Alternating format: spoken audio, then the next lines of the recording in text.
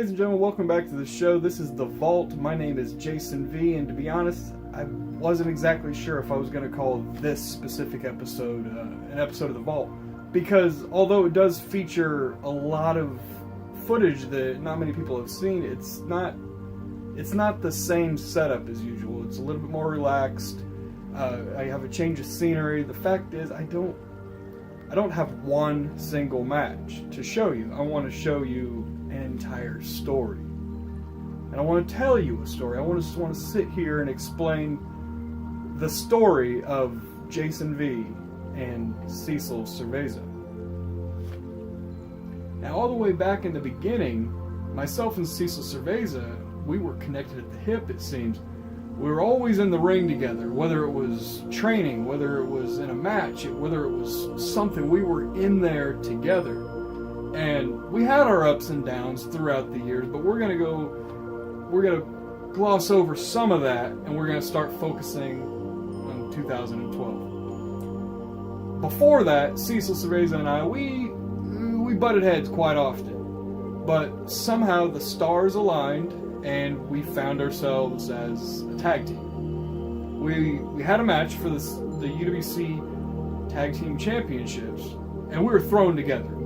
Something that night sort of clicked, sort of happened, and that's when we realized that maybe there's something here. And as I personally went through a change of heart, a change in my life, like my views started changing just a little bit. And I started seeing the forest for the trees, so to speak. And to be honest, Cecil was kind of a part of that. He had talked to me. He kind of got me to stray away from my, I suppose, villainous ways, and started realizing that the crowd that was there, specifically at the UWC building in Paris, Illinois, they liked me. They respected me.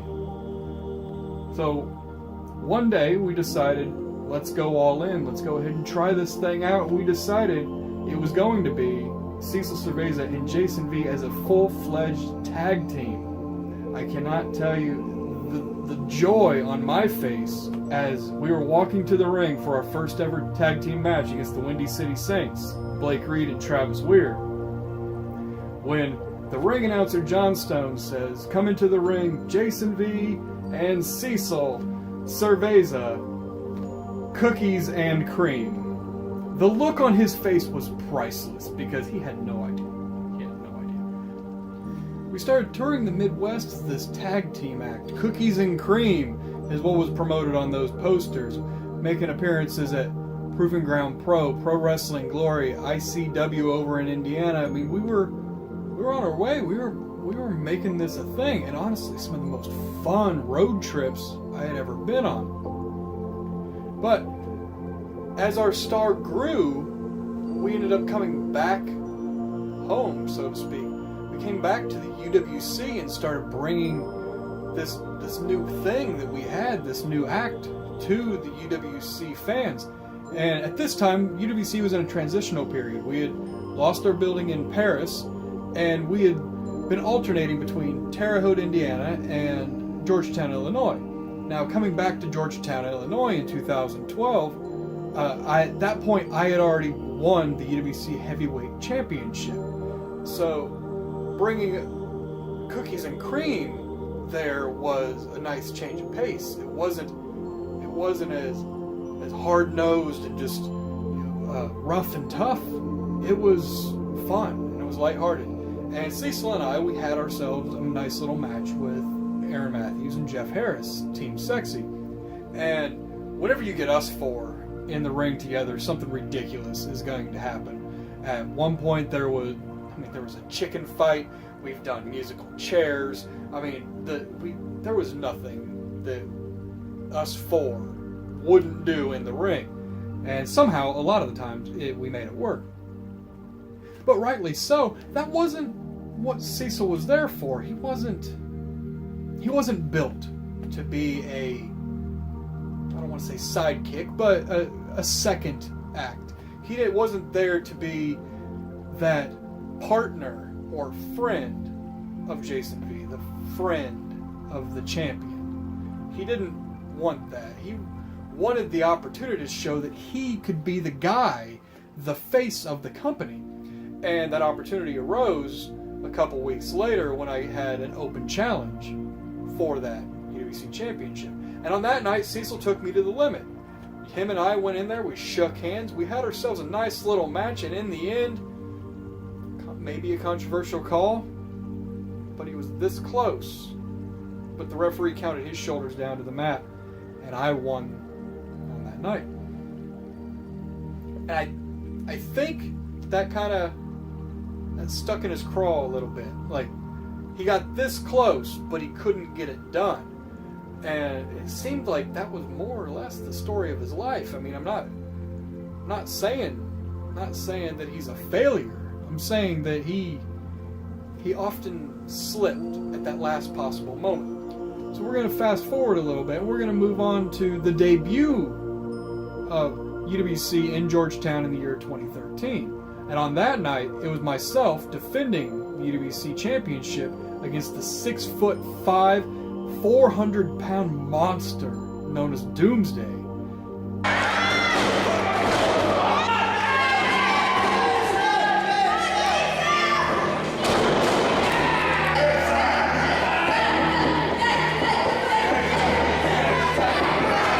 Whoa!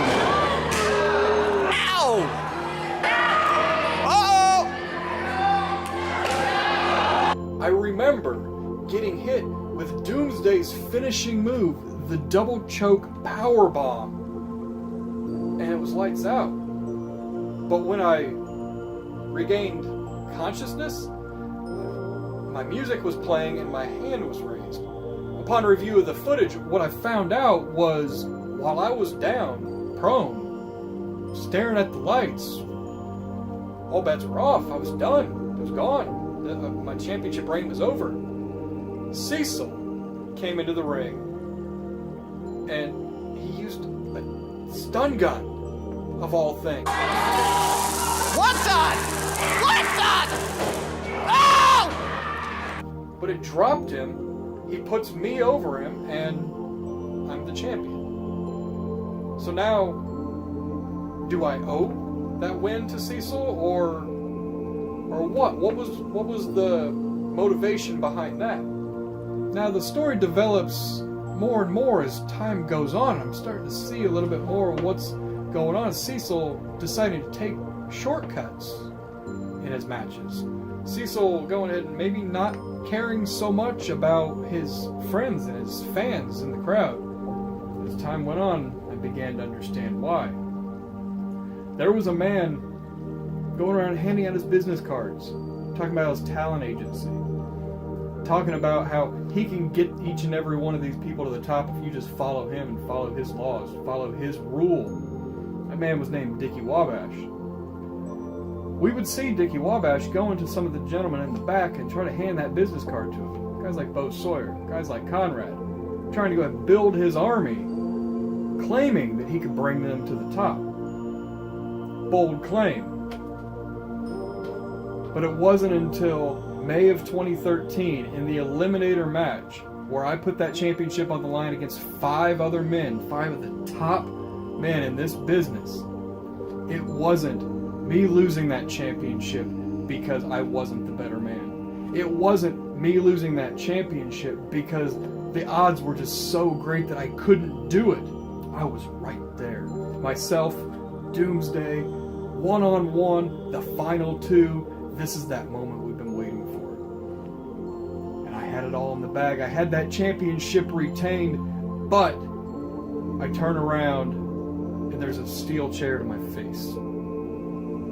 My best friend Cecil Cerveza, my tag team partner, had stabbed me in the back and he had joined Dickie Wabash.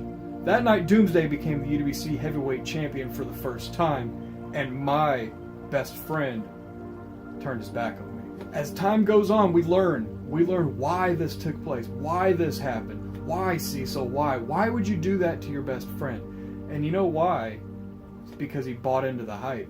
He bought into the hype that Dickie Wabash could take him straight to the top. And in order to do that, he had to take me out.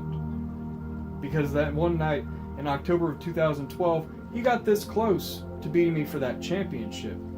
So he knew he could beat me if he put his mind to it. So we build it up, and we move on to natural selection.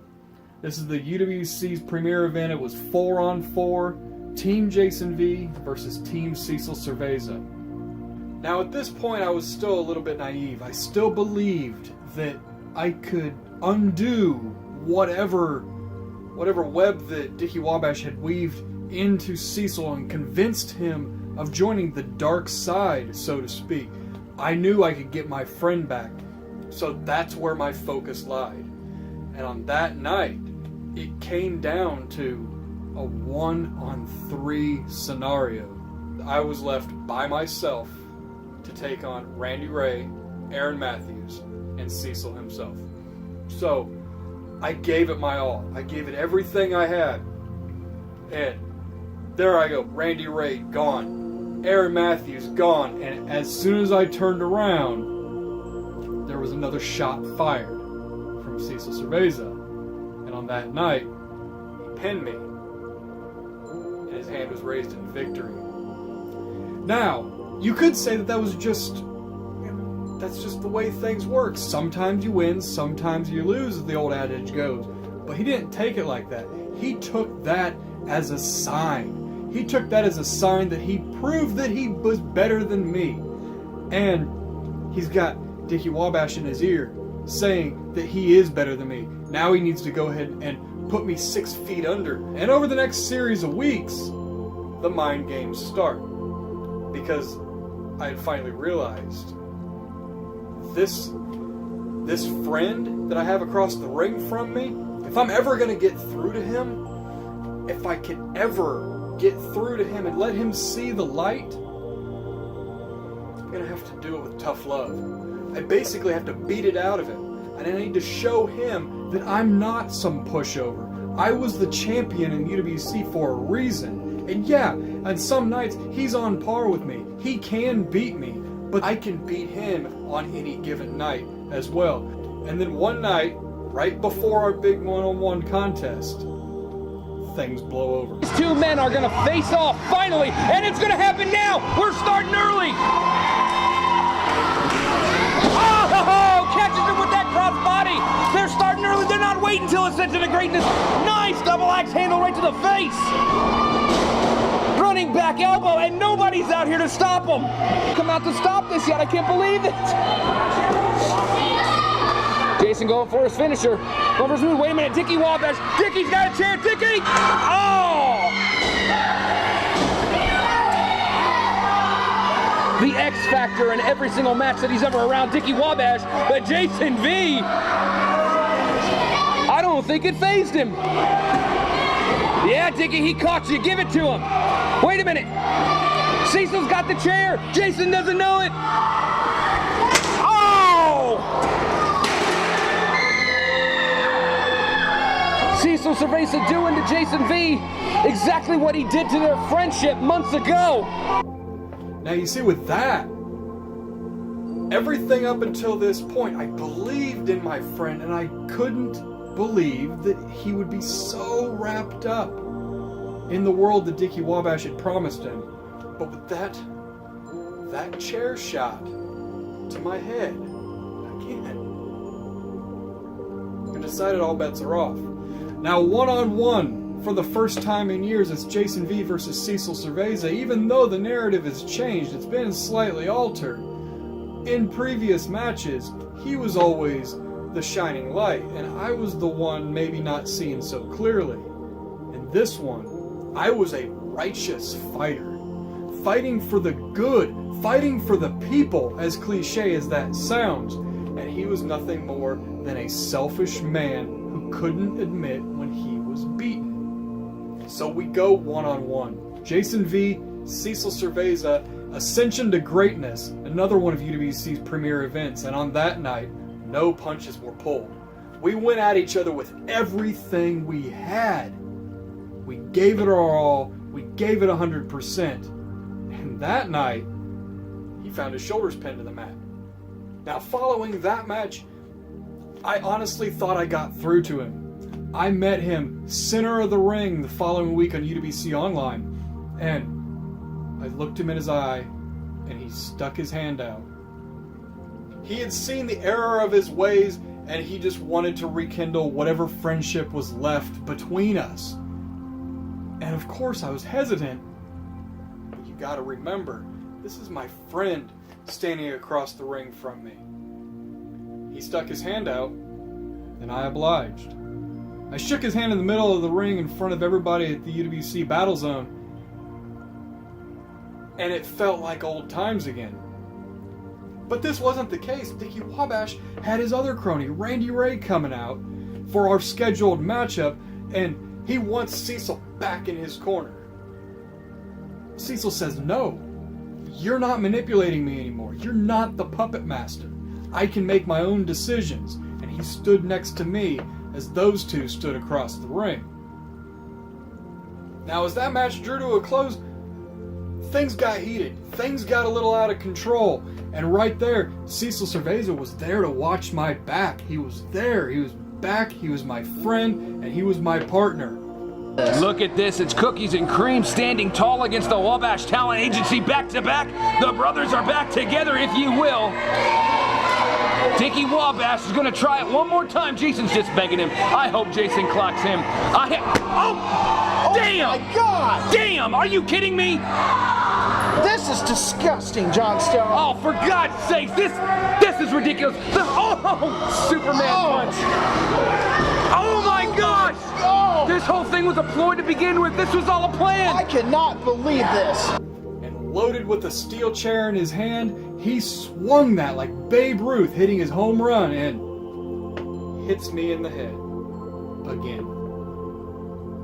Nothing changed. Nothing changed. If anything, the only thing that had changed was me.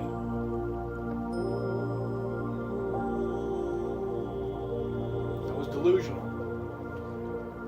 I thought I could get through to him. I believed him. But as I'm laying there, face down on the mat, probable concussion, he takes a pair of scissors and he makes his statement by cutting off my hair. Jason V was synonymous with this long hair, and Cecil took that from me. And it didn't hurt. I mean, it's hair. Hair grows back. But the point is, Cecil took what I knew was me. That was a part of me, and he did it as a statement. So you take that, combined with the shot that he fired in May, the shot that he fired in August, and the shot that was fired that night. Steel chair to the head each and every time. So we had to go ahead and up the ante. One more match, UBC's final event of the year. Now or never, and it was apropos because this was the final match. Win, lose, or draw, this is done. This is over. And it was Jason V versus Cecil Cerveza one last time. But this time, it was in a chairs match. And what that means is the steel chair, the instrument of destruction throughout this entire narrative, was now a legalized weapon. You could do anything you want to your opponent with that steel chair, and it was completely legal. If you want to crack him in his head, it's as legal as a wrist lock. And that's where we're going to leave you for today.